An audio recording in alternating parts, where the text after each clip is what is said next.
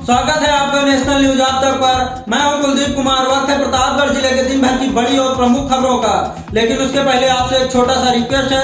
अगर आप हमारी खबर को फेसबुक पर देख रहे हैं तो पेज को लाइक करें, यूट्यूब पर देख रहे हैं तो चैनल को सब्सक्राइब करें, खबर को लाइक और शेयर करें। तो आइए नजर डालते हैं प्रतापगढ़ जिले के दिन भर की बड़ी और प्रमुख खबरों पर। प्रतापगढ़ जिले के दिन भर की बड़ी और प्रमुख खबरों की शुरुआत करते हैं बच्चों के वैक्सीनेशन से।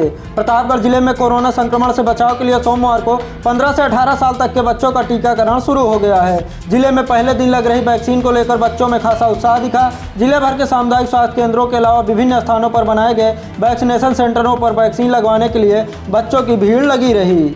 अगली खबर नगर कोतवाली इलाके से है, जहां पर गोदाम की रखवाली कर रहे मजदूर की हत्या कर दी गई। घटना के बाद से उसका साथी मोबाइल बंद कर फरार है। पुलिस मृतक के साथी की तलाश में दबिश दे रही है। मिली जानकारी के अनुसार नगर कोतवाली इलाके के निर्मल तिराहे पर रहकर सैनिटरी उत्पादों की दुकान चलाने वाले विपिन केसरवानी सैया बांध के पास भी शोरूम और दुकान चलाते हैं। गोदाम पर प्रयागराज जनपद के बहरिया थाना इलाके के सराय मदन गांव निवासी जवाहरलाल यादव का 30 वर्षीय बेटा रंजीत उर्फ बबलू यादव माल लादने व उतारने का काम करता था। रंजीत के साथ अंतु थाना इलाके के चंदू कपूरवा निवासी सुरेश पाल भी काम करता था। दोनों गोदाम के सर्वेंट क्वार्टर में रात में खाना बनाकर खाते और सो जाते थे।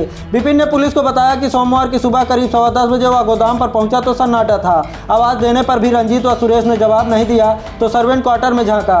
कमरे का दरवाजा थोड़ा सा खुला हुआ था। रंजीत बिस्तर पर खून से लथपथ पड़ा था और सुरेश पाल गायब था, जिसकी सूचना उसने पुलिस को दी। सूचना पर पहुंची पुलिस ने शव को पोस्टमार्टम के लिए भेजते हुए गायब सुरेश की तलाश में जुट गई। अगली खबर लालगंज कोतवाली इलाके से है, जहां पर पति के साथ जा रही पत्नी की बाइक पलटने से मौत हो गई, जिससे परिजनों में कोहराम मच गया। मिली जानकारी के अनुसार महेशगंज थाना इलाके के महमदपुर गांव निवासी रामराज सोमवार को अपनी पत्नी कुलजा देवी के साथ बाइक से लालगंज कोतवाली इलाके में स्थित एक ईंट भट्ठे पर जा रहे थे। इसी बीच जूड़ापुर के पास अचानक सामने मवेशी आ जाने से बाइक अनियंत्रित होकर सड़क किनारे पलट गई। हादसे में पत्नी कुलजा देवी की मौत हो गई। रामराज ने बिना पुलिस को सूचना दिए ही शव लेकर घर चले गए।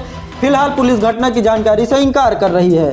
अगली खबर कुंडा कोतवाली इलाके से है, जहां पर चोर पुलिस के लिए सिरदर्द बन गए हैं। चोर आए दिन चोरी की घटनाओं को अंजाम दे रहे हैं, लेकिन पुलिस चोरों को पकड़ने में नाकाम है। पुलिस पूर्व में हुई दर्जनों चोरियों का खुलासा अभी कर भी नहीं पाई थी कि चोरों ने एक बार फिर 3 गुमतियों का ताला तोड़कर पुलिस को चुनौती दे डाली है। कुंडा कोतवाली इलाके के सुबन चौराहे पर कदमपुर बेती गाँव निवासी विद्याचरण मिश्रा व उसी गाँव के मनीष पुत्र भोला ने नई बाजार में चाय पान की दुकान खोल रखी है। बीती रात चोरों ने इनकी दुकानों का ताला तोड़कर हजारों का सामान व नकदी चुरा ले गए। उसी रात चोरों ने मानिकपुर थाना इलाके के पूरे धनव चौराहे पर गोरखपुत्र उमेश मिश्रा की चाय पान की दुकान का ताला तोड़कर हजारों का सामान उठा ले गए। सुबह जब लोगों को जानकारी हुई तो लोगों में खलबली मच गई। सूचना पर पहुंची पुलिस छानबीन में जुटी रही। पीड़ित ने अज्ञात चोरों के खिलाफ कुंडा कोतवाली में तहरीर दी है।